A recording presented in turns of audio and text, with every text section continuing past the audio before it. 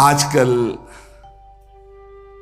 गुरुदेव तो बहुत बनाए जा रहे हैं पर आज्ञा का पालन नहीं हो रहा।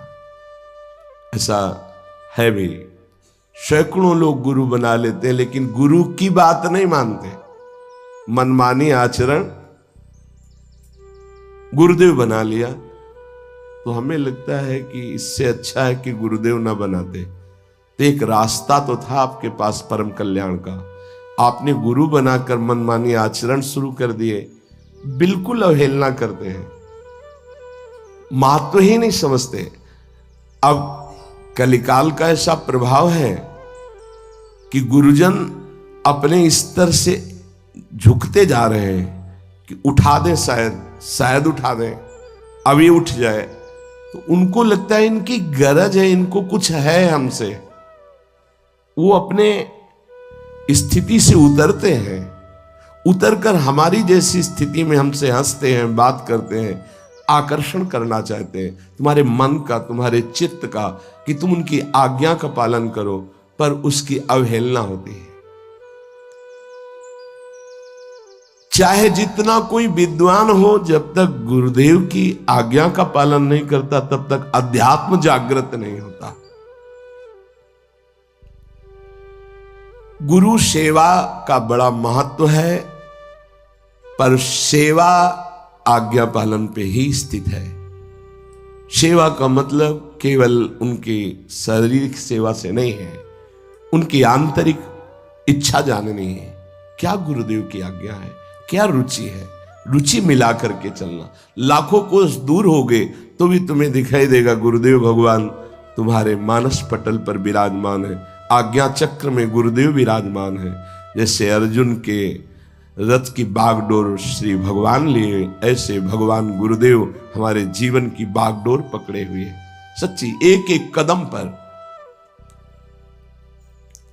पहले के समय में हमने देखा, पूज्य पादुड़िया बाबा जी कहते हैं, गुरुदेव का आत्मभाव पूर्वक समर्पण, गुरुदेव ने कुछ नहीं रखा, हमको कर दिया समर्पण। नाम मंत्र सब उपासना जीवन, और हम विषयी जीव। ऐसे गुरुदेव की अवहेलना, इसीलिए रंग नहीं। हमने देखा कि पहले लोग इतनी जोर से गुरुदेव के चरणों में आत्मसमर्पण करते थे, बिना पढ़े लिखे उनके अंदर अध्यात्म विद्या जागृत हो जाती थी। आजकल बहुत पढ़े लिखे गुरु के वाक्यों में तर्क करते हैं, वो वस्तु उन्हें प्राप्त नहीं हो पाती है। हमने देखा है कि जो हमारी साधना से ठीक नहीं हुआ, गुरु के आशीर्वाद से ठीक हुआ। पूज्य पादुड़िया बाबा, जिस दिन से भक्त गुरुदेव की शरण में चला जाता है, उस दिन से उसका नया जन्म माना जाता है। गुरुदेव माता है, गुरुदेव पिता है, गुरुदेव ही हमारे आराध्य देव है। शिष्य की गुरु में आराध्य भावना अगर दृढ़ नहीं हुई, उसने ये समझा कि गुरु साधन है और इष्ट साध्य है, तो वो साध्य को नहीं प्राप्त कर पाता। जब ये भावना हो जाती कि साध्य ही अपना परिचय देने के लिए गुरुदेव के रूप में विराजमान है, जो ही गुरुदेव अंदर से प्रसन्न हुए कि शिष्य गुरु के समान स्थिति को प्राप्त कर लेता है। गुरु धन से जो प्रसन्न होते हैं, भोजन से प्रसन्न होते हैं, वस्त्र से प्रसन्न होते हैं, वो गुरु ही नहीं होते जो अपनी वस्तु प्रदान कर सके। वही गुरु होते हैं जो अध्यात्म की आज्ञा पालन करने वाले पर प्रसन्न होते हैं। गुरु की पहचान बता रहे हैं। कोई बहुत धन दे दिया तो उसको अध्यात्म विद्या थोड़ी मिल जाएगी। अगर सच्चे गुरुदेव हैं तो सिर्फ आज्ञा जो की अध्यात्म की, उसके पालन से होंगे। नहीं तो धनी लोगों को गुरुदेव की कृपा प्राप्त हो जाती है, और जिनके पास धन नहीं उनको गुरुदेव की कृपा कैसे मिलती? धन से, भोजन से, वस्त्र आदि से जो प्रसन्न होते हैं गुरुदेव, वो गुरुदेव ही नहीं, जो अध्यात्म आज्ञा का पालन करने से प्रसन्न होते हैं वो गुरुदेव भगवान हमारे अंदर अध्यात्म शक्ति जागृत कर देते हैं। यदि कोई शिष्य स्नान करने को जेव ही स्नान घर में गया और पहले गुरुदेव के चरणों का ध्यान करके जेव ही सर पे जल डाला, तो विश्व के जितने तीर्थ स्नान करने का पुण्य उसे तत्काल मिल जाता है। सर्वतीर्थावगाहस्य संप्राप्नोति फलम नरः गुरोः पादाम्बुजो स्मृत्वा जलम शिरसि धारयेत्। स्नान करने के लिए गए, पहला पात्र में जल लेकर जे ही डालने के लिए हुए तो पहले गुरु चरणों का ध्यान किया। गुरु चरणों का ध्यान करते हुए जल डाला तो गुरोः पादाम्बुजो स्मृत्वा जलम शिरसि धारयेत्, तो सर्वतीर्थावगाहस्य समस्त तीर्थों के अवगाहन का उसे पुण्य, इसीलिए बहुत जल्दी भगवदाकार वृत्ति होती गुरु भक्त की। देखो, हम तुम्हें हृदय की बात बताते हैं, ईश्वर ने तो जीव को माया में फंसाया, पर गुरुदेव माया मुक्त करते हैं, इसलिए ईश्वर से भी बढ़कर गुरुदेव है। और भगवान ने भी कहा, मोते हैं अधिक गुरु ही जिय जानी। अगर एक तरफ गुरुदेव भगवान हो, एक तरफ पर ब्रह्म परमात्मा प्रभु अपने स्वरूप में विराजमान हो, तो हमारा ऊंचा भाव गुरुदेव के प्रति ही होना चाहिए। पहली दंडवत गुरुदेव की, फिर दूसरी दंडवत आराध्य देव की। भगवत प्राप्ति का मतलब है आत्मसमर्पण। हम तो आत्मसमर्पण करना भी नहीं जानते, इसीलिए गुरुदेव हमें आत्मसमर्पण कराते हैं। हमारे गुरुदेव आदर्श हैं और हम उनके अनुगामी हैं। भगवत प्राप्ति अब दुर्लभ नहीं है। परम तत्व का साक्षात स्वरूप गुरुदेव हैं। वैसे तो चराचर जगत ही है, भगवत स्वरूप है, पर एक जगह मान लो तो सवाल हल हो जाएगा। परम तत्व का साक्षात स्वरूप गुरुदेव एक जगह मान लो तो एक से हम अनेक में बढ़ते चले जाएंगे, उसी एक का अनुभव। अखंड मंडलाकारम व्याप्तमेन चराचरम। गुरु कृपा पात्र ऐसा दर्शन करता है। परम तत्व का साक्षात स्वरूप गुरुदेव है। जो गुरुदेव की बताई हुई साधना को छोड़कर अन्य साधन करता है, कभी उसको सिद्धावस्था नहीं प्राप्त हो सकती। गुरु सेवा तज करें ये बान, यह अधर्म यह सबहान, कान न रसिकन में रहाए। अगर गुरु प्रदत्त उपासना का त्याग कर दिया जाए, मनमानी किया जाए, तो कभी भगवत प्राप्ति नहीं, भगवत सिद्धि नहीं हो सकती। गुरु कृपा पात्र का आंतरिक प्रतिपल वैराग्य युक्त हृदय होता जाता है। सच्चा मार्ग हृदय में प्रकाशित होता है, गुरु कृपा पात्र के हृदय में। गुरुदेव शिष्य को जगत तारने वाला बना देते हैं। सतरति सतरति सा लोकांतार्यति। गुरुदेव साधारण मनुष्य को महात्मा बना देते हैं। अतः गुरुदेव अनेक प्रकार के साधन मार्गों का निरूपण करते हैं। बहुत खास बात देखो, समझो, गुरुदेव अनेक प्रकार के साधन मार्गों का निरूपण करते हैं। तुम्हें केवल अपनी निष्ठा पे डटे रहना है कि गुरुदेव ने मेरे को क्या उपासना बताई है। एक प्रसंग गुरुदेव के ही दूसरे प्रसंग का खंडन करने वाला होगा। शिष्य को कभी शंका नहीं करनी चाहिए। ध्यान देना, यह बहुत खास बात है। गुरुदेव अनेक प्रकार के साधन मार्गों का निरूपण किया करते हैं। एक बार ऐसे मस्ती में चर्चा हुई थी खड़े खड़े कि जब हम विविध साधनों का उपदेश करते हैं तो तुम्हारी स्थिति कहां होती है कि यार हमको भी ये साधन करना है, ये साधन करना है, या श्री जी में होती है। महापुरुषन ने सबरस गायो देखनो ये है कि उनको हियो कहां ठहरानो ताको गहनो। गुरुदेव अनेक प्रकार के साधन सिद्धांतों का निरूपण करते हैं।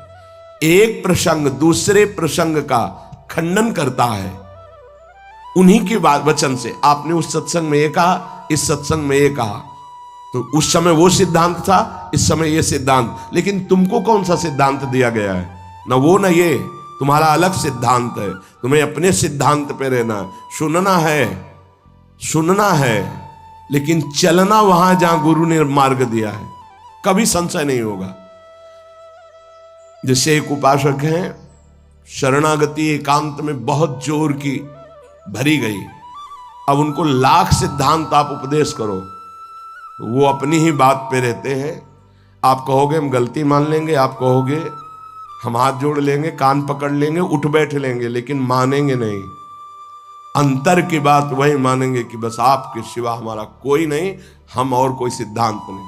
हो गई बात, आपके सिवा। अब हमारा आत्मस्मरण पूर्ण रूप से कभी आपके विरुद्ध कोई चेष्टा हो नहीं सकती, और अब हम अन्य कोई चेष्टा कर नहीं सकते।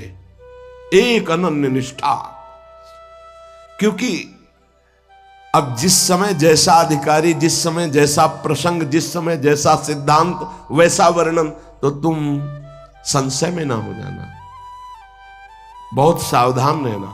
आपको सुनना है, चलना है अपनी ही पद्धति में, जो अपनी रसो उपासना पद्धति, चलना वहां है। यहां सब परोसा जाएगा, यहां शांत, दास, सख्य, वात्सल्य, कांता सब परोसा जाएगा। पर आपको चाहिए क्या? आप किस मार्ग के पथिक? कभी ना भूले तो शंका नहीं होगी। एक प्रसंग को दूसरे प्रसंग से जोड़े ना तो कभी संशय नहीं होगा। बाहरी अज्ञानी जीव यही करते हैं कि आपने उसमें ये बोला था, इसमें ये बोला था, तो उस समय अधिकारी इस बात का है, उस समय अधिकार उस बात का। सामने प्रसंग क्या चल रहा है, सिद्धांत क्या चल रहा है, प्रश्नकर्ता की स्थिति क्या है, बहुत प्रवीण होना चाहिए इस बात को समझने के लिए। और सबसे बड़ी प्रवीणता है कि हमको और कुछ समझने नहीं, हमको इतना समझना है जो आपने एकांत में हमें उपदेश किया है, बस उसी को हमें अपने जीवन में रमण करना। यह हमारी दिनचर्या है, हम दिनचर्या में हैं, लेकिन हमारे हृदय की जो स्थिति है वो आपके द्वारा बताए हुए आराध्य देव के नाम मंत्र उपासना में, इसके अलावा और नहीं। शिष्य गुरु की सान्निधि भाव में अधिक से अधिक समझे। ध्यान दीजिए, गुरु की सानिध्य अवस्था भाव में अधिक से अधिक समझे, तभी काम बनेगा। जैसे एक उपासक ने प्रश्न किया कि गौशाला में जप करे तो इतने गुना, इतने गुना। वो आखिरी में था कि गुरुदेव के सानिध्य में जप करे तो अनंत गुना फल मिलता है। तो वैसा कहाँ है कि हर समय गुरु बैठो, हम आपके सानिध्य में जप कर रहे हैं। गुरु के सानिध्य का तात्पर्य देखो, इसमें स्पष्ट बाबा कह रहे हैं कि गुरु के सानिध्य का अधिक से अधिक भाव में। आप नाम जपने के लिए बैठे तो पहले गुरु का ध्यान किया, गुरुदेव भगवान आकर हमारे मानस पटल में विराजमान, अब मंत्र चल रहा तो गुरु के सानिध्य में, पाठ में बैठे गुरु के सानिध्य में, प्रसाद पा रहे हैं तो गुरु के सानिध्य में, शयन कर रहे हैं तो गुरु के सानिध्य में, जगे तो गुरु के हमारी चेष्टाएं गुरु के सानिध्य में हो रही। हम कभी एक क्षण भी अपने गुरुदेव से अलग नहीं है। देखो जरा, रहते हैं हम गुरु सानिध्य में। सानिध्य का मतलब समझा जाता है प्रगट। प्रगट सानिध्य कितने मिनट का है, लेकिन आंतरिक सानिध्य हर सेकंड का है। आंतरिक सानिध्य बाबा आदेश कर रहे हैं, गुरु के सानिध्य का भाव के द्वारा अधिक से अधिक अनुभव करें कि हम गुरु के समीप, हमारे गुरुदेव देख रहे हैं, हमारे गुरुदेव हमारे पास हैं, हम गुरुदेव की आज्ञा में हैं, एक क्षण भी हम गुरुदेव से विलग नहीं हैं। जब कोई उपासक गुरुदेव को आत्मसमर्पण करता है तो ये 16 अध्यात्म की बातें उसके हृदय में जागृत होने लगती हैं। जब कोई उपासक गुरुदेव को आत्मसमर्पण कर देता है तो ये 16 अध्यात्म की बातें उसमें जागृत हो जाती है, सीखना नहीं पड़ता। अगर ये नहीं है तो आपके आत्मसमर्पण में कमी है। आपका अपनापन गुरुदेव से अलग शरीर में, शरीर संबंधियों में कहीं है नहीं, स्वभाव में ही आ जाएगा। पहला ब्रह्मचर्य, भोग वासना का नाश अपने आप ही हो जाए। गृहस्थ में है तो अरुचि पूर्वक धर्म का पालन करने के लिए काम का सेवन, अरुचि पूर्वक, एक आंतरिक रहस्य है। यदि आपके अंदर भोग इच्छा नहीं है और आप गृहस्थ धर्म में हैं और ऐसी चेष्टा हुई है, वो अंदर कोई फर्क नहीं डाल पाएगी। जो कामनाएं बांध कर दुर्गति कराती हैं वो उस उपासक की नहीं हो पाएगी। जो गुरु चरणारविंद में आत्मसमर्पण किए हुए है, ये बड़ा सूक्ष्म विषय अध्यात्म का है। इच्छा का ना होना और फिर कोई क्रिया होना तो उसका कोई प्रभाव नहीं पड़ता। कोई क्रिया नहीं हुई लेकिन इच्छा है, उसका प्रभाव पड़ेगा। क्रिया है धर्म पूर्वक हो रही काम की, पर कोई प्रभाव हृदय में नहीं पड़ेगा। यह आंतरिक अध्यात्म का सूत्र है। इच्छा ही बंधन कारक है। जो गुरुदेव का परब्रह्म भाव से आत्मसमर्पण करते हुए चलता है सतमार्ग में, तो पहला लक्षण जागृत होता है कि उसकी भोग वासना पर अंकुश हो जाता है। वो ब्रह्मचर्य पर ध्यान देने लगता है। ब्रह्मचर्य ये समस्त साधनों की नींव है। जिसका ब्रह्मचर्य ठीक नहीं, उसकी दिनचर्या तो एक जैसी बराबर चल ही नहीं सकती। पक्का 2-4 दिन की बात नहीं कहते। राइट टाइम पर बहुत काल तक जिसकी दिनचर्या ठीक चले, पक्का ब्रह्मचर्य ठीक है। नहीं, चल ही नहीं सकता, चल ही नहीं सकता। वो राइट टाइम पर उसकी दिनचर्या बहुत काल तक नहीं चल सकती जो ब्रह्मचारी नहीं। और वो गृहस्थ ब्रह्मचारी ही है जो संतानोत्पत्ति के लिए, केवल भगवत आज्ञा पालन करने के लिए, गृहस्थ धर्म का निर्वाह करने के लिए, वो धर्मयुक्त काम उसकी उपासना में बाधा नहीं पहुंचा सकता। पर व्यभिचार भावना, ये गुरु शरणागत होते ही पहला अंकुश इंद्रियों पर लगता है कि वो भोग वासनाओं से निवृत्त ब्रह्मचर्य। दूसरा अहिंसा, मन से, वाणी से, शरीर से वो किसी को दुख पहुंचे ऐसी चेष्टा नहीं करता। जो गुरु समर्पित होता है पहला ब्रह्मचर्य पर, बहुत अमृत है ये। अगर ये अमृत पी लिए तो भगवदामृत, प्रेमामृत, ज्ञानामृत अब कुछ दुर्लभ नहीं है। कोई भी हो, भगवद आश्रय लेकर, गुरु आश्रय लेकर इस अमृत का पान करो। बहुत कठिन है। खान पान, दृश्य, संग, बोलचाल, इनका बहुत प्रभाव पड़ता है आपके संयम पर। यदि आपका खान पान सही नहीं है, आपका देखना सही नहीं है, सुनना सही नहीं है, बोलना सही नहीं है, तो आपका ब्रह्मचर्य सही नहीं होगा। ब्रह्मचर्य को आप एक परम धन के रूप में देखिए तो आपके अंदर क्षोभ पैदा होने लगेगा। जिस खान पान संग से ब्रह्मचर्य नष्ट होता है उसके लिए वो बर्दाश्त नहीं होगा, नहीं बर्दाश्त होगा। आज हम ब्रह्मचर्य पर महत्व नहीं दे रहे, बेविचार पर महत्व दे रहे हैं। किसी का संयोग ये ना हो, अगर आप ब्रह्मचर्य का महत्व नहीं दे रहे तो आप अपने हाथ से अपने आप को नष्ट करते रहेंगे। ये बहुत बड़ी वस्तु है, बहुत बड़ी वस्तु। बहुत जल्दी अध्यात्म में आपका प्रवेश हो जाएगा, बहुत आनंद प्राप्त हो जाएगा। हर रोग, हर प्रकृति के वार को सहने की सामर्थ्य ब्रह्मचारी में स्वयं जागृत हो जाती है। ब्रह्मचर्य का मतलब यह नहीं होता कि बहुत मोटा हो जाएगा, नहीं नहीं, ऐसा नहीं है। ब्रह्मचर्य अध्यात्म शक्ति को पुष्ट करती है। ब्रह्मचर्य हीनता में मोटा हो सकता है। ब्रह्मचर्यहीन हुआ तो चर्बी बढ़ सकती है, मोटापा बढ़ सकता है और स्थूलता आ सकती है, लेकिन ब्रह्मचारी में नहीं आएगी। ब्रह्मचारी में जितना होगा बहुत पावरफुल अध्यात्म शक्ति, संकल्प शक्ति, उसकी शक्ति बढ़ती है। अगर कहीं बाल्यावस्था से कुछ वर्षों तक ब्रह्मचर्य ठीक रखा जाए और प्राणवायु का संशोधन प्राणायाम होता रहे, तो भगवत चिंतन करने वाले उपासक की फिर ऊर्ध्वगामी ब्रह्मचर्य हो जाता है। बस जहां ऊर्ध्वगामी हुआ फिर भगवत मार्ग में सहजता आ जाती है।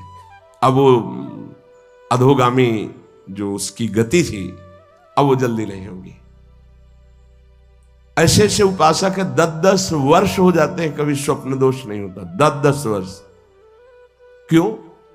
क्योंकि उसका चिंतन नहीं होना चाहिए। मनोवाह नाड़ी जो शरीर के अंदर है, जैसे दूध में घी समाया हुआ है, वो कहीं एक स्थान पे नहीं है, ऐसे पूरे शरीर में समाया हुआ है वो।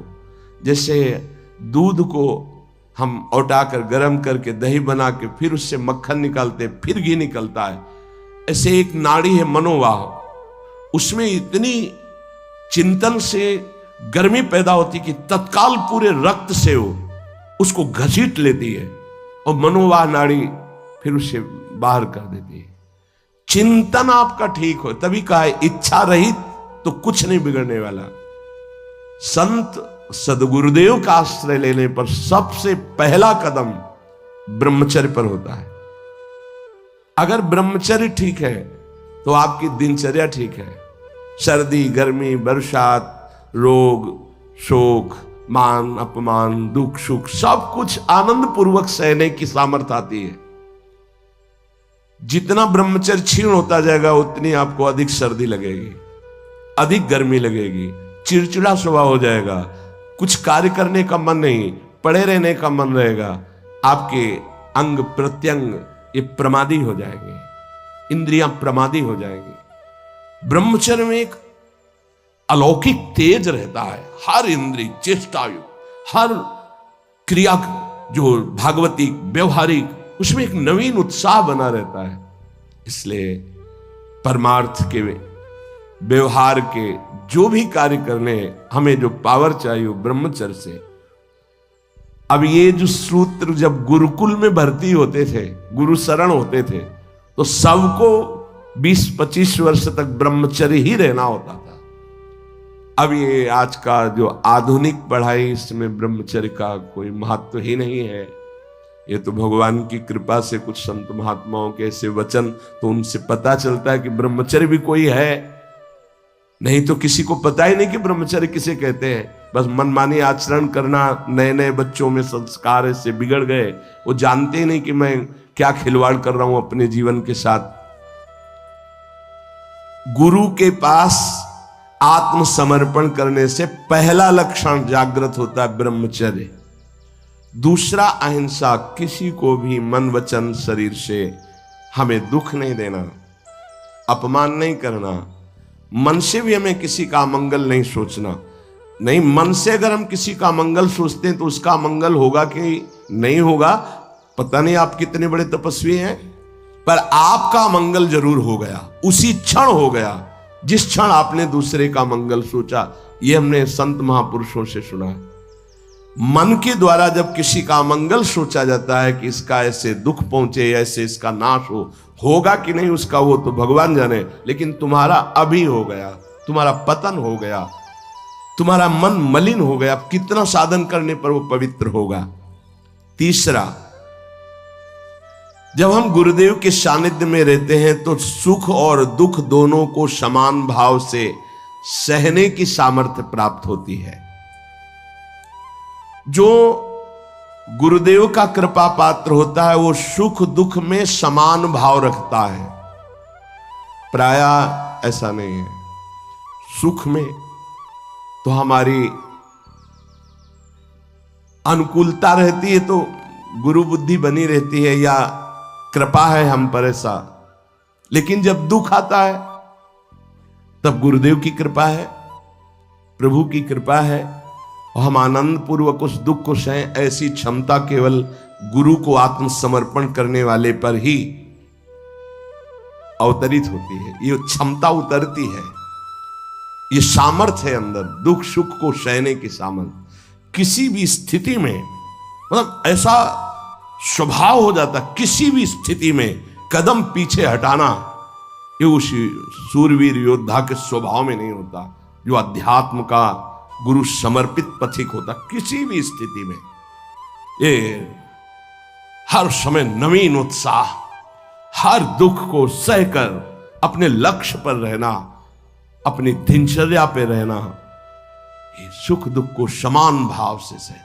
सुख में तो सब जय जय बोल रहे हैं, जब दुख में जय बोले और सुख दुख समान स्थिति, जैसी दिनचर्या तुम्हारी सुखद वैसी दुख परिस्थिति में भी वैसी ही दिनचर्या, जैसा तुम्हारा भाव अनुकूल सुख में गुरुदेव के प्रति वैसी दुख परिस्थिति में प्रतिकूलता में भी वैसा ही भाव ये गुरु कृपा से प्राप्त होता है।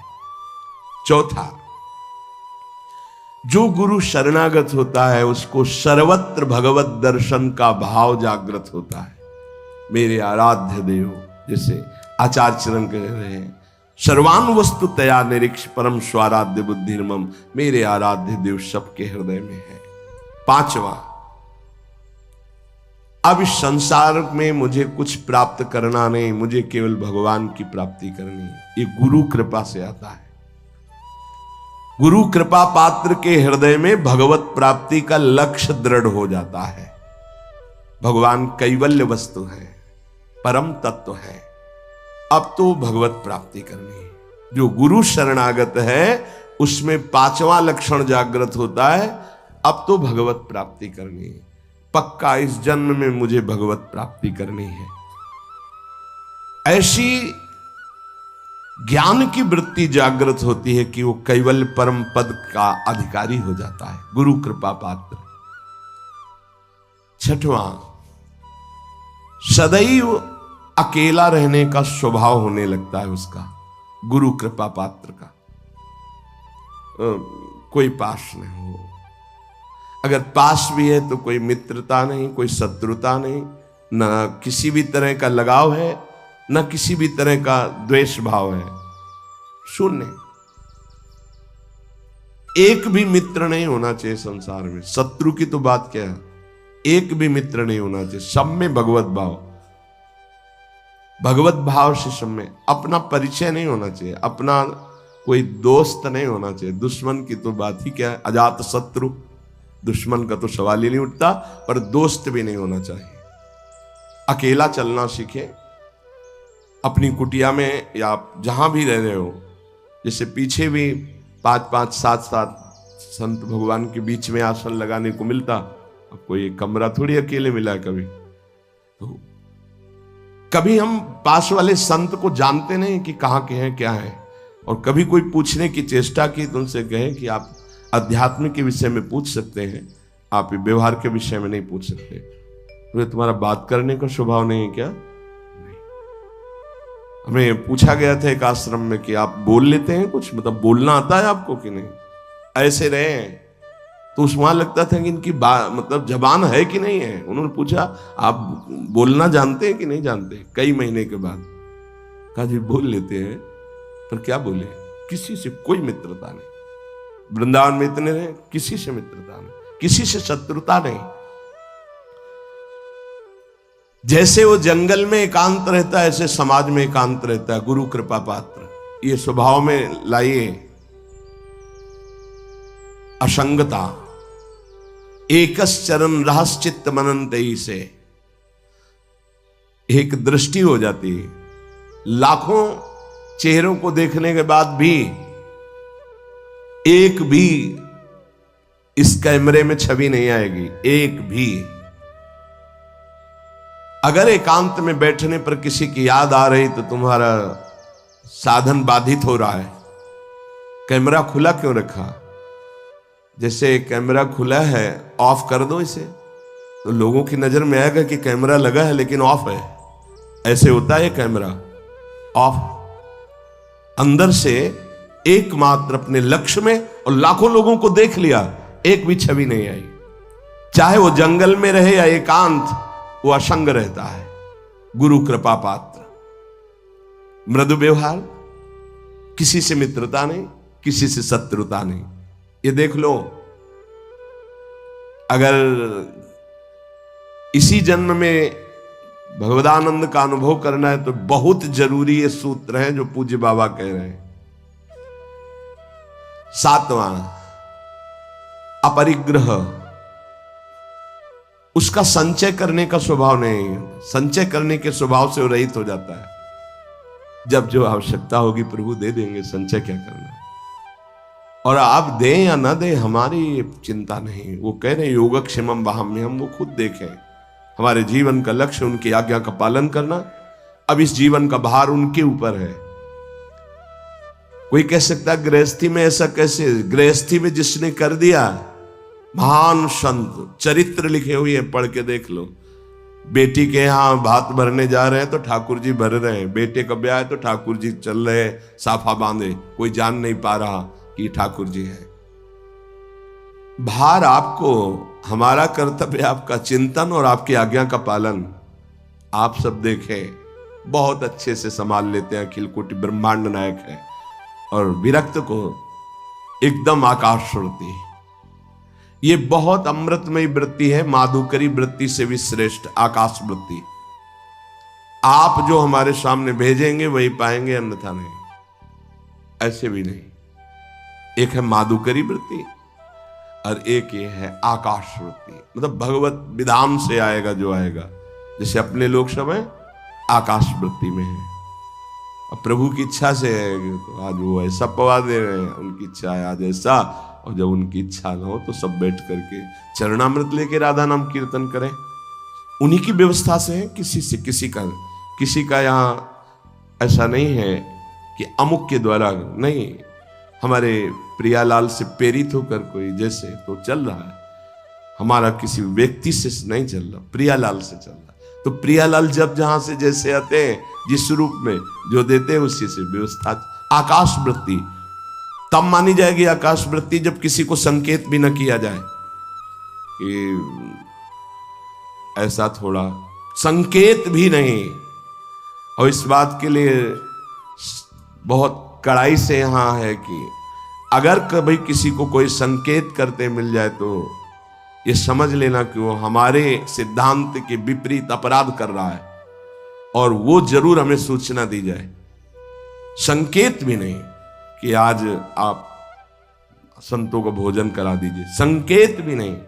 हाँ, कोई प्रार्थना करता है, ठीक है, आप जो दे देते हैं उसी से हम संतों को पवा देते हैं। अगर 1 रुपया आता है तो 1 रुपये में भी भंडारा हो जाएगा। 1 रुपये का नमक ले आओ, दाल में डाल दो, सब संतों को पवाने हो जाएगा। हमारा भगवत विधान से चले। आकाश वृत्ति बहुत अमृतमयी वृत्ति होती है, और बड़ी निश्चिंतता होती है इसमें, और बड़ी क्षमता होती है इसमें। कई दिन न मिलने पर भी कोई निराशा नहीं होती थी काशी में। अपरिग्रह, अपने लिए शरीर सुख के लिए संचय ना करें, ये वृत्ति आ जाती है। गृहस्थ में भी रहते हुए अपने लिए नहीं, ये परिवार है, अतिथि है, उनके लिए। अपने भोग वासना का गुरु कृपा पात्र के हृदय में स्थान नहीं रह जाता है, तभी कोई झगड़ा नहीं, कोई अशांति नहीं। हर स्थिति में शांत रहता है, मृदु स्वभाव रहता है। जो अहम लिए तो बहुत उसमें क्रूरता होती है, कठोरता होती है, बड़ी उसमें जलन होती। काहे को जलो, आनंद मगन रहो। अपरिग्रह। 8वां, परम संतोष उसके हृदय में जागृत हो जाता है। क्यों? क्योंकि उसको ये बोध हो जाता है कि अनंत ब्रह्मांडों का स्वामी प्रभु वो मेरा है। जिस समय जैसी परिस्थिति उसको संभालना बहुत अच्छी तरह, सच्ची कहते हैं आप केवल निश्चिंत होकर शरणागत रहें, बहुत अच्छे से व्यवहार कराते, हमें तो देख के आश्चर्य होता है। एक एक वस्तु को संभालना उनका कार्य, एक एक हर जगह श्री जी की कृपा और श्री जी का विधान दिखाई देता है कि ओहो कैसा उनका विधान है, कैसा उनका मंगल विधान है। आठवां है कि गुरु कृपा पात्र के हृदय में संतोष जागृत हो जाता। संतोष ये बहुत बड़ा धन है। बिन संतोष न काम न साही, वो अछत काम सुख सपने नाही। जैसी परिस्थिति उसमें संतुष्ट रहना। संतुष्ट एन केनवा, बाहर की या अंदर की। संतोष का मतलब केवल बाहर से नहीं है, अंदर भी विक्षिप्त है तो आनंद है, शांत है तो आनंद है। कोई जान न पावे कि आप विक्षिप्त है, हृदय आपका या शांत है। संतुष्ट एन केनवा, बाहर या अंदर दोनों परिस्थिति में संतुष्ट रहना। जैसी प्रभु की द्वारा इस समय दी स्थिति है, जल रहा है शांत, किसी से कहो मत, आनंदित है फूलो मत, चुप शांत गंभीर, संतोष अंदर और बाहर दोनों जगह। नवा नंबर है भगवान और संतों के वाक्यों में पूर्ण श्रद्धा। जैसे श्रीमद् भगवत गीता जी, भागवत जी या भगवत प्रेमी महात्माओं के वचन, तो उसमें कोई कुतर्क नहीं। गुरु कृपा पात्र ज्यों का त्यों उस विश्वास पूर्वक उसे स्वीकार करता है। जैसा बोला गया वैसा ही, उसमें अपनी बात लगाना नहीं। जो आत्मसमर्पण नहीं किए होते, दूर की श्रद्धा होती है, उसका कुछ और लक्षण होता है।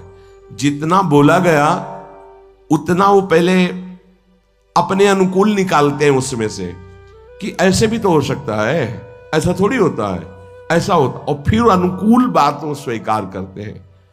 गुरुदेव या शास्त्र कभी मन के अनुकूल नहीं होते, मन को उनके अनुकूल बनाना पड़ेगा।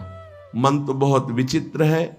हम लोग शास्त्र और गुरु के वाक्यों को अपने अनुकूल मन के बनाते, इतने में चल जाए, इतना बता देंगे, इतना छुपा लेंगे, इतना कर देंगे, इतना नहीं करेंगे, इतना अनुकूल है, इतना नहीं। लेकिन जो आत्मसमर्पण किए होता है, वो भगवान और संतों के वाक्यों में ज्यों का त्यों विश्वास उसको होता है। 10वां,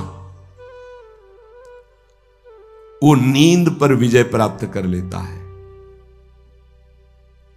ये बहुत समय को बर्बाद करने वाली निद्रा होती है। बहुत से ऐसे साधक हैं जो इससे बहुत परेशान हैं। अगर आपका नियम पक्का हो जाए तो आप इस पर विजय प्राप्त कर लेंगे। बाल्यावस्था में जो साधन काल में बहुत परेशान करती है, नहीं माला चल रहा है, जैसे गायत्री अनुष्ठान था तो हमने खुद देखा है,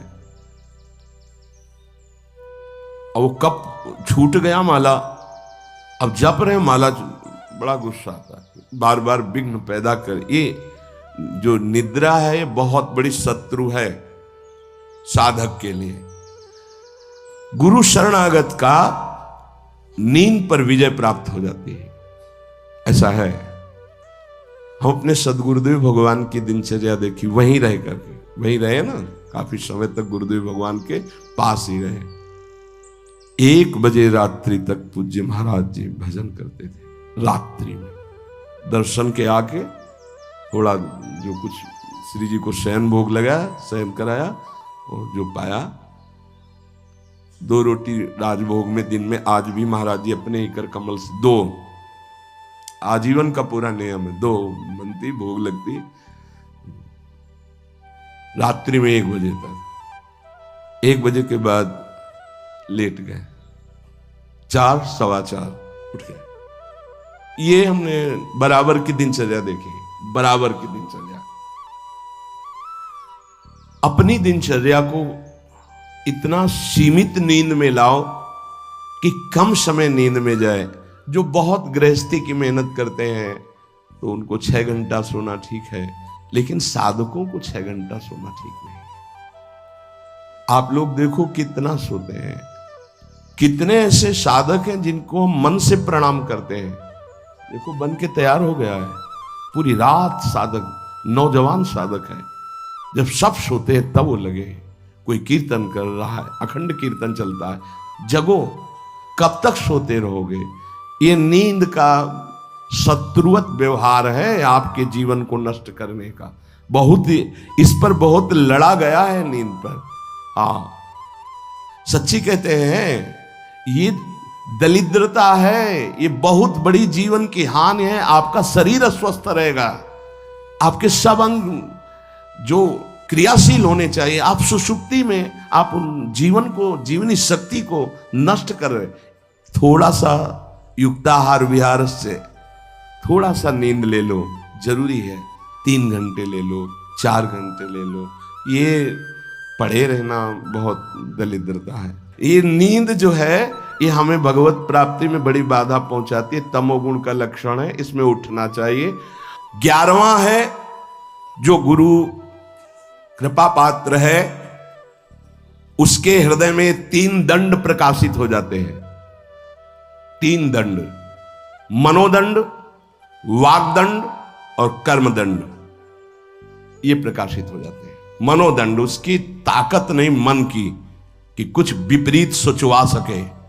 वागदंड, वाणी की ताकत नहीं कि कुछ बुलवा सके गलत। और कर्मदंड, शरीर की ताकत नहीं कि कुछ गलत करवा सके। ये 3 दंड उसके अंदर प्रकट हो जाते हैं। और आप प्राय देखते हैं काशी के संन्यास मार्ग में जो दंड दिया जाता है उन्हें त्रिदंडी स्वामी कहा जाता है। एकादश स्कंद में भागवत में लिखा है, यही मन का निसंकल्प होना दंड, वाणी का मौन होना दंड और कर्म का न्यास कर देना, त्याग कर देना। अगर ये 3 दंड है तो त्रिदंड लेना सार्थक हुआ। यहां कह रहे गुरु कृपा पात्र के अंदर 3 दंड जागृत हो जाते हैं। मनोदंड, मन की ताकत नहीं कि आज्ञा के विपरीत चल सके। वागदंड, वाणी की ताकत नहीं कि फजूल की वार्ता, बेकार की वार्ता, गलत अश्लील भाषण या ऐसा प्रपंच वार्ता, ग्राम्य कथा, निंदा स्तुति, ये सब नहीं। वागदंड। कर्मदंड, शास्त्र विरुद्ध आचरण से हो ही नहीं सकते, भूल न दे कुमारक पाऊं। 12वां, गुरु कृपा पात्र के ध्यान में आराध्य देव झलकते हैं, झलकने लगते हैं। ये गुरु कृपा से ही होता है। आराध्य देव उसके ध्यान में, जैसे हम आंख खुले हुए तो ऐसे आंख खुली हो तो आपके भाव में वो विराजमान है। वहां ये ध्यान नहीं करना कि आंख मूंद कर कैसे चरणारविंद, ऐसे खुली आंख में सांवले चरणारविंद, गोरे चरणारविंद, उनका पीतांबर नीलांबर, पूरा गुरु कृपा से हो हर समय भाव देह में। अगर अंदर से देहाभिमान, देह धर्म, तो फिर ये नहीं आएगा। और जब अंदर से अपने भाव में, तो भावोत्सवेन भजताम रस काम धेनु, चाहे आंख खुली हो, चाहे बंद हो, चाहे बहिर्मुख हो, चाहे अंतर्मुख हो, उसमें कोई फर्क नहीं पड़ता। गुरु कृपा पात्र में प्रभु का, आराध्य देव का, उनका ध्यान बसर वही रूप छके घूमत रहे, तन को तनिक न भान। हर समय रूप विराजमान हो जाता है गुरु कृपा पात्र में। 13वां, प्रभु की चर्चा सुनने में, प्रभु का नाम कीर्तन सुनने में उसकी आसक्ति हो जाती है। भगवत चर्चा सुनने में, भगवान भागते हुए हमने देखा बूढ़े बूढ़े जनों को। ये वृंदावन धाम है, भागते हुए कि हम 1 मिनट अगर लेट हो गए, एक शब्द भी छूट गया तो हमारा आज का दिन हम अमंगल मानेंगे कि एक शब्द छूट गया। सत्संग में क्या सुना वो पकड़ नहीं होती। पकड़ो, सत्संग को पकड़ो। जो गुरु कृपा पात्र होता है उसकी श्रवणेन्द्रीय आसक्ति पूर्वक चर्चा सुनती, सत्संग की, भगवत चर्चा, नाम कीर्तन। और 14, स्त्री, पुत्र, घर, संपत्ति, इन सब से उसका राग खत्म हो जाता है गुरु कृपा पात्र का। नरसिंह मेहता जी का जब पुत्र पधारा तो करताल लेकर नाच रहे हैं। श्रीवास जी के घर में जब पुत्र पधारा तो कीर्तन में उन्मत्त हो रहे हैं। क्योंकि मेरा नहीं, प्रभु का था, इतने दिनों के लिए आया था, अब वो चला गया। उसका राग नहीं रहता। गुरु कृपा पात्र का स्त्री पुत्र ग्रह एवं संपत्ति पे राग नहीं रहता। तो जो विरक्त है उनका राग न शरीर में होना चाहिए और न किसी वस्तु स्थान पे होना चाहिए।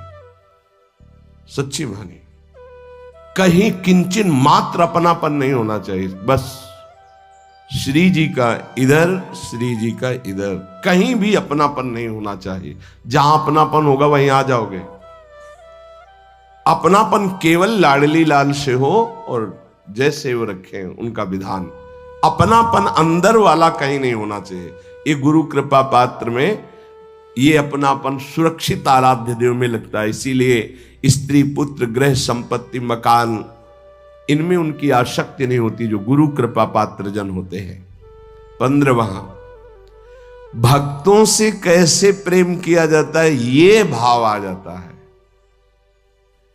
भक्तों से कैसे प्रेम किया जाता है, भगवान से भी बढ़कर जिनके अंदर भक्तों के प्रति भाव आ गया, धन्याति धन्य हो गए। भगवान स्वयं कह रहे, मोते अधिक संत कर ले। ओहो, वास्तव में भगवान के पार्षद प्रेमी जनों के दर्शन, अहो वास्तविक आनंद की प्राप्ति होती है। जब भगवत अनुरागी संतों का सानिध्य मिलता है तो दिन भर एक फूलन होती है। जिस दिन एकांतिक में कोई संत नहीं आता उस दिन हमारा मन निराश हो जाता है प्रगट में कि आज अधूरा एकांतिक रहा, संत भगवान नहीं पधारे। और जिस दिन संत भगवान के वैसे कृपा होती है, चाहे एक दो संत भगवान आए पर दर्शन हो जाते हैं, पर बाई चांस कभी अगर दर्शन ना हुए तो हृदय जलता है कि हमारा ठीक है उपदेश सत्संग सब, लेकिन संत दर्शन, संत भगवान कृपा करके पधारे, ये जीवन की हमारी उपलब्धि है। जो प्रभु मोहि अनुग्रह कीन्हा तो तुम आई दरस हठ दीना। अपनी तरफ से आकर जब दर्शन देते हैं तो मन नाच पड़ता है, मेरे प्रभु मेरी लाडली लाल की कृपा ना होती तो संत दर्शन कैसे देते आकर। भक्त जनों से प्रेम, भक्त जनों का आदर, भक्त जनों के प्रति भाव, ये गुरु कृपा से आता है। गुरु सोई जो साधु सेवावे और साधु सोई जो विषय छुड़ावे, हरिराम व्यास जी ने कहा। और 16वां, चराचर जगत के प्रति सेवक भाव अपना प्रकट हो जाना। जैसे गोस्वामी जी, सिय राम मैं सब जग जानी, करो प्रणाम जोरी जुग पानी। पूरा जगत हमारे प्रिया प्रीतम का स्वरूप है। सब जगत के जितने भी चराचर हैं इन सबका मैं सेवक हूं। ये आखिरी गुरु कृपा पात्र में लक्षण प्रकट होता है, चराचर जगत का सेवक। ये बहुत बड़ी बात है। चराचर जगत का सेवक सिर्फ श्री भगवान ही होते हैं, या श्री भगवत भाव को प्राप्त हुआ वो महापुरुष होता है। सो अनन्य गति जाके असमति न टरे हनुमंत, मैं सेवक सचराचर रूप स्वामी भगवंत। ये बहुत अंतिम विश्राम स्थिति, चराचर जगत मेरे आराध्य का रूप है और मैं सबका सेवक हूं। ये गुरु कृपा पात्र में आता है। नहीं तो सबका स्वामी बनने में सुख मन को है, सेवक बनने में नहीं है। वो वास्तविक परमानंद की बाढ़ सेवक बनने में ही आएगी। पर सेवक वही है जो सुख की चाह छोड़ दे।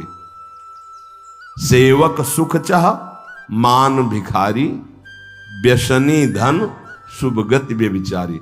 सेवक तो स्वामी को सुख पहुंचाने में ही आनंदित रहता है, उसको सुख वांछा होती नहीं, वही सेवक है।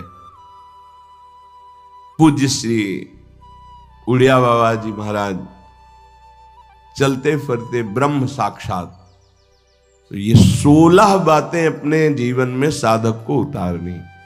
पहला, गुरु कृपा पात्र के हृदय में ब्रह्मचर्य का संयम प्रकट होता है, साधन ब्रह्मचर्य। दूसरा, अहिंसा, किसी को मन वचन कर्म से दुख ना पहुंचाना। तीसरा, सुख दुख में समान भाव। चौथा, भगवत प्राप्ति की प्रबल लालसा। पांचवा, एकमात्र मेरे आराध्य देव सबके हृदय में बैठे हैं।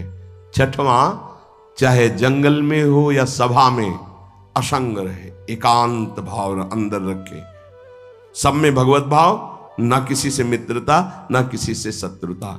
सातवां, अपरिग्रह, अपने लिए कुछ ना चाहे ना संग्रह करे। हमारा जीवन प्रभु के हवाले है, गुरुदेव के हवाले है। आठवां, संतोष रूपी परम धन उस उपासक के हृदय में जागृत हो जाता है। नवां, भगवान और संतों के वचनों में दृढ़ विश्वास हो जाता है। दसवां, वो निद्रा का त्यागी होता है। 11वां, मनोदंड, वागदंड, कर्मदंड, ये 3 दंड उसके हृदय में प्रकाशित हो जाते हैं, सामर्थ्य है ये। 12वां, अपने आराध्य देव का ध्यान हर समय गुरु कृपा से उसके भाव में बना रहता है। 13वां, वो भगवान की चर्चा और नाम कीर्तन सुनने में बहुत आसक्ति रखता है। यह हनुमान जी के लिए आया है। जहां कोई नाम कीर्तन करने लगे, जहां कथा होने लगे, तो महाराज वहां आंसू प्रवाह करते हुए बैठे रहते हैं। यत्र यत्र रघुनाथ कीर्तनम तत्र तत्र कृतमस्तकांजलिम वाष्पवारि परिपूर्ण लोचनम मारुतिम नमत राक्षसांतकम। हनुमान जी महाराज आंसू बहाते हुए कथा सुनते हैं, नाम कीर्तन सुनते हैं। भक्त में ये आसक्ति होती, जहां कहीं भगवत चर्चा, जहां कहीं नाम कीर्तन, पूरी एकाग्रता से श्रवणेन्द्रिय से सुनना। 14, स्त्री पुत्र गृह संपत्ति मकान आदि की आसक्ति का त्याग गुरु कृपा से। 15वां, भगवत प्रेमी भक्तों से कैसे हमारा व्यवहार होना चाहिए। 16वां, संपूर्ण चराचर जगत का मैं सेवक हूं और मेरे सब स्वामी हैं। इतनी दैन्यता, संपूर्ण चराचर जगत हमारा स्वामी है और हम सेवक हैं। यह 16 लक्षण शरणागत के हृदय में जागृत हो जाते हैं। अपने को बार बार इनका चिंतन करके अपने में जागृत करना है। जब ये लक्षण अंदर आ जाएंगे तो पूर्ण परमार्थी हो गया और वस्तु हृदय में है, आनंद की बाढ़ हृदय में है। ये सब लाने के लिए एक बात पकड़ लो, मन लगे ना लगे, श्रद्धा हो या ना हो, नाम जप करते रहो, ये सब आ जाएंगे। राधा राधा राधा राधा निरंतर नाम जप करो तो जितने भागवतिक सद्गुण बताए गए हैं इस सब हृदय में अपने आप जागृत हो जाएंगे। श्री राधा वल्लभ लाल की।